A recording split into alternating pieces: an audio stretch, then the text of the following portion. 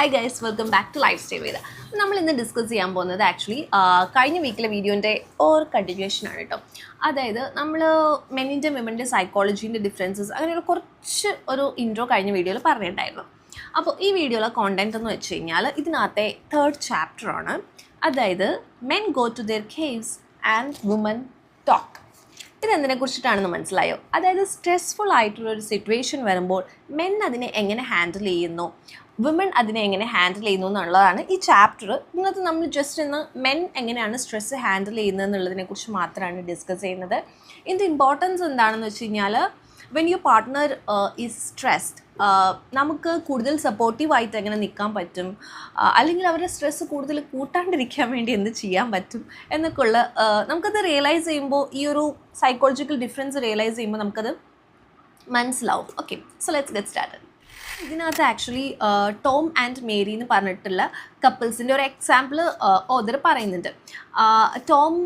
Tom actually ഈ example actually രണ്ടുപേരും stressed ആയിട്ടുള്ളൊരു സിനാരിയോ ആണ് പറയുന്നത്. ഇത് കഴിഞ്ഞിട്ട് ഇത് ജസ്റ്റ് ഒരു റിലേറ്റബിൾ സിനാരിയോ ആണ്, അതുകൊണ്ടാണ് ഞാൻ ജസ്റ്റ് ഒന്ന് മെൻഷൻ ചെയ്യുന്നത്. അത് കഴിഞ്ഞിട്ട് നമുക്ക് മെന്നിൻ്റെ സൈക്കോളജിയിലേക്ക് ഡീറ്റെയിൽ ആയിട്ട് പോകും. ഓക്കെ, സോ ടോം ആക്ച്വലി ഓഫീസിൽ നിന്ന് ഭയങ്കര സ്ട്രെസ്ഡ് ആയിട്ട് വീട്ടിലേക്ക് വന്നിരിക്കുകയാണ്. മേരിയും അതുപോലെ തന്നെ ഈക്വലി സ്ട്രെസ്ഡ് ആയിട്ട് ഇരിക്കുകയാണ്. സോ ഈവനിങ് വന്നു കഴിഞ്ഞിട്ട് ടോമിന് റിലാക്സ് ചെയ്യാൻ വേണ്ടിയിട്ടും ആ പ്രോബ്ലംസിൽ നിന്നൊന്ന് മാറി നിൽക്കാൻ വേണ്ടിയിട്ടും ടോം എന്ത് ചെയ്തു? ടോം ന്യൂസ് പേപ്പർ വായിക്കാൻ തുടങ്ങി. ആൻഡ് മേരി എന്ത് ചെയ്തു എന്ന് വെച്ച് കഴിഞ്ഞാൽ, മേരിക്കാണെങ്കിൽ ഫുൾ പ്രോബ്ലംസ് ആയിട്ട് എങ്ങനെയെങ്കിലും ഇതൊക്കെ ഒന്ന് ടോമിൻ്റെ അടുത്ത് സംസാരിക്കണം, കുറേ പ്രോബ്ലംസ് ഷെയർ ചെയ്യണം, അങ്ങനെ ഒന്ന് റിലാക്സ് ചെയ്യണം എന്നുള്ളതാണ് മേരിയുടെ മൈൻഡിലുള്ളത്. അങ്ങനെ ഇവർ രണ്ടുപേരും ആക്ച്വലി റിലാക്സ് ചെയ്യാൻ ഉദ്ദേശിച്ചിട്ടാണ് ഇരിക്കുന്നത്.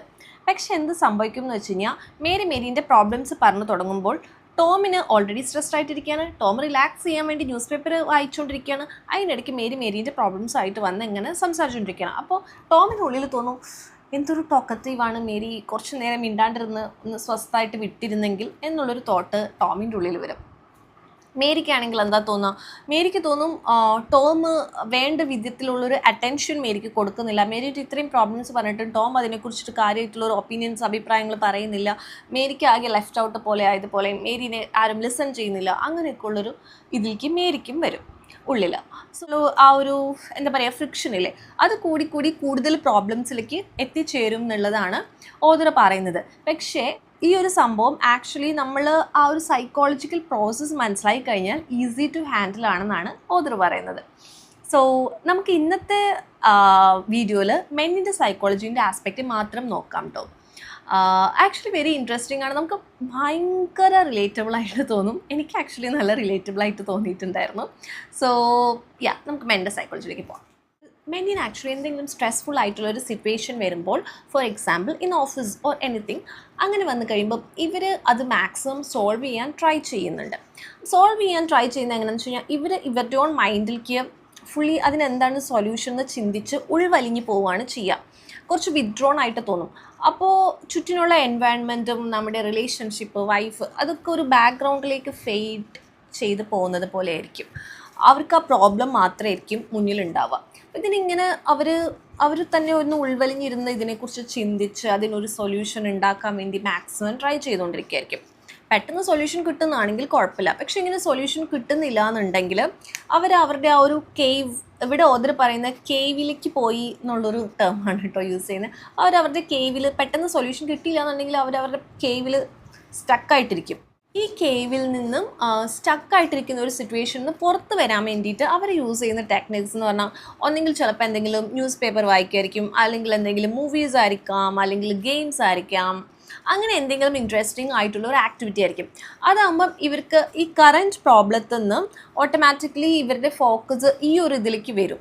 ഈ ഇതിലേക്ക് വന്നു കഴിയുമ്പോൾ ഫുള്ളി ഇവരുടെ ഫോക്കസ് ഇതിലേക്ക് മാറുകയും ഇവർക്ക് തൽക്കാലത്തേക്ക് പ്രോബ്ലത്തിൽ നിന്നൊരു എസ്കേപ്പ് കിട്ടുകയും ആൻഡ് ദെൻ നെക്സ്റ്റ് ഡേ ആകുമ്പോഴത്തേക്കും വീണ്ടും ഫുൾ എനർജിയിൽ ഇവർക്ക് പ്രോബ്ലത്തിൽ കോൺസെൻട്രേറ്റ് ചെയ്യാൻ പറ്റുന്നു എന്നുള്ള രീതിയിലാണ് ഓദർ പറഞ്ഞിട്ടുള്ളത്. ഈ ഒരു ടൈമിൽ വൈഫ് ഒരു പ്രോബ്ലം ആയിട്ട് വരികയാണെന്നുണ്ടെങ്കിൽ, അല്ലെങ്കിൽ അവരുടെ വെറീസ് ആയിട്ട് വരികയാണെന്നുണ്ടെങ്കിൽ, ഇദ്ദേഹത്തിന് അത് ഫുൾ ഫോക്കസ്ഡ് ആയിട്ടുള്ള ഒരു അറ്റൻഷൻ കിട്ടില്ല. അറൗണ്ട് ഒരു 5% ഫോക്കസ് അതിലേക്ക് കൊടുക്കുന്നുണ്ടാവുള്ളൂ എന്നാണ് ഓദർ പറയുന്നത്. ആക്ച്വലി എനിക്കിത് പേഴ്സണൽ ലൈഫിൽ വളരെ റിലേറ്റബിൾ ആയിട്ട് തോന്നിയിട്ടുണ്ട് കേട്ടോ. ബിക്കോസ് ഇതിൽ പറയുന്നത് വിമണിന് സ്ട്രെസ് ഉണ്ടാകുമ്പോൾ അവർ യൂഷ്വലി അത് ടോക്ക് ചെയ്ത് സോൾവ് ചെയ്യാൻ ശ്രമിക്കുന്നവരാണ്. അതുകൊണ്ട് തന്നെ നമ്മുടെ ഒരു ബിലീഫ് സിസ്റ്റം ഓക്കെ, ഒരു ഇഷ്യൂ വന്നു കഴിഞ്ഞാൽ അത് ടോക്ക് ചെയ്ത് സോൾവ് ചെയ്യണം എന്നുള്ളൊരു കാര്യം ഉണ്ടാവും. അതുകൊണ്ട് തന്നെ ഇപ്പം ലൈക്ക് എൻ്റെ ഹസ്ബൻഡിനാണെങ്കിലും എന്തെങ്കിലും ഒരു സ്ട്രെസ് ഉണ്ടെന്ന് പറഞ്ഞിട്ട് ആൾ ടി വി കാണുമ്പോൾ അത് ഡീവിയേറ്റ് ചെയ്യുകയാണെന്ന് എനിക്ക് തോന്നാറുണ്ട്.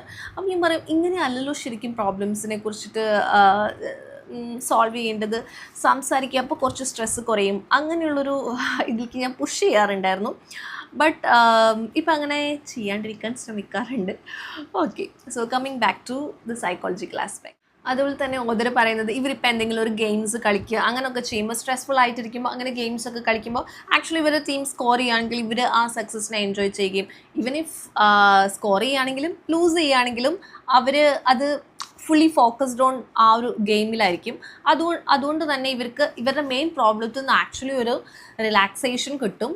സോ ഇങ്ങനെയാണ് അവർ സ്ട്രെസ്സിനെ കോപ്പപ്പ് ചെയ്യാൻ നോക്കുന്നത്. പക്ഷെ ഒരു പ്രശ്നം എന്താണെന്ന് വെച്ച് കഴിഞ്ഞാൽ, ഈ മെൻ സ്ട്രെസ്സിലാണെന്നുള്ളത് ഓപ്പൺ ആയിട്ട് ഡിസ്കസ് ചെയ്യുകയും സംസാരിക്കുകയും ചെയ്താൽ വിമണിന് കുറച്ചും കൂടി കമ്പാഷനേറ്റ് ആയിട്ട് വൈഫിന് നിൽക്കാൻ പറ്റും. പക്ഷേ അങ്ങനെ സംസാരിക്കാത്തത് കൊണ്ട് തന്നെ വൈഫിൻ്റെ സൈഡിൽ നിന്ന് അത്ര ഒരു കമ്പാഷനേറ്റ് ആയിട്ട് നിൽക്കുക എന്നുള്ളൊരു പോസിബിലിറ്റി കുറച്ച് കുറവായിരിക്കും.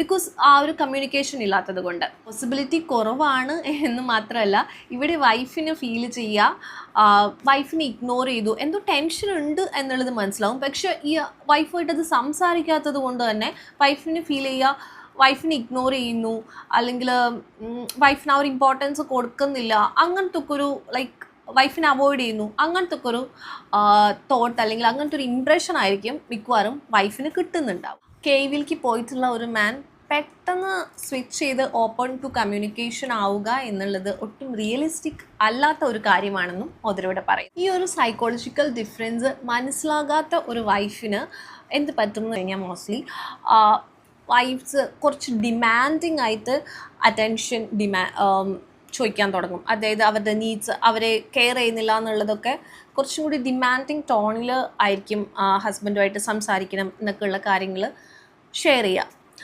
അപ്പോൾ അത് വീണ്ടും ഫ്രിക്ഷൻ കൂട്ടുകയാണ് ചെയ്യുക അവിടെ. ബട്ട് ഇതല്ലാണ്ട് നമുക്ക് സൈക്കോളജിക്കലി ഇങ്ങനെയാണ് മെൻ സ്ട്രെസ് വരുമ്പോൾ ബിഹേവ് ചെയ്യുന്നതും അവർക്ക് അവരുടെ സ്പേസ് കൊടുക്കുക എന്നുള്ളൊരു റിയലൈസേഷൻ വന്നു കഴിയുമ്പോൾ ആക്ച്വലി വിമനും അത് കുറച്ചും കൂടി ഈസിയർ ആയിരിക്കും. ആക്ച്വലി വിമനും സ്ട്രെസ്ഡ് ആയിട്ടുണ്ടെന്നുണ്ടെങ്കിൽ എങ്ങനെ ഹാൻഡിൽ ചെയ്യാം എന്നുള്ളത് വിമനിൻ്റെ സൈക്കോളജിയിൽ പറയുമ്പോൾ പറയാൻ പറ്റും. ജസ്റ്റ് മെൻ സൈക്കോളജി ഫോക്കസ്ഡ് ആയിട്ടാണ് ഞാൻ ഈ വീഡിയോ ഉദ്ദേശിച്ചത്. So bottom line is when a man is in stress and he goes into his cave, women അത് അക്സെപ്റ്റ് ചെയ്യുകയും അവരുടെ സൈക്കോളജിയിൽ വെച്ചിട്ട് അതൊരു സ്ട്രെസ് കോപ്പിംഗ് മെക്കാനിസം ആണെന്ന് അക്സെപ്റ്റ് ചെയ്യുകയും അതുപോലെ തന്നെ അതിനെ പേഴ്സണലാക്കി എടുക്കാണ്ടും ലൈക്ക് അത് എന്നെ ഇഷ്ടമില്ലാത്തത് കൊണ്ടാണ് അങ്ങനെ ചെയ്യുന്നത് എന്നുള്ള ആ ഒരു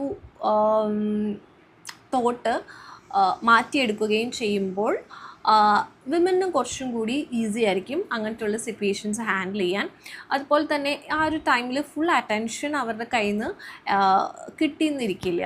ആ ടൈമിൽ നമ്മൾ എന്തെങ്കിലും സംസാരിക്കുകയാണെന്നുണ്ടെങ്കിൽ ജസ്റ്റ് attention demand ചെയ്യാണ്ട് just patiently wait for them to observe us. Also ഇങ്ങനെ കേവ്സിലേക്ക് പോകുന്ന ആ ഒരു ടൈമിൽ it's not the right time for intimate conversations എന്നുള്ള കാര്യം റിയലൈസ് ചെയ്യുക.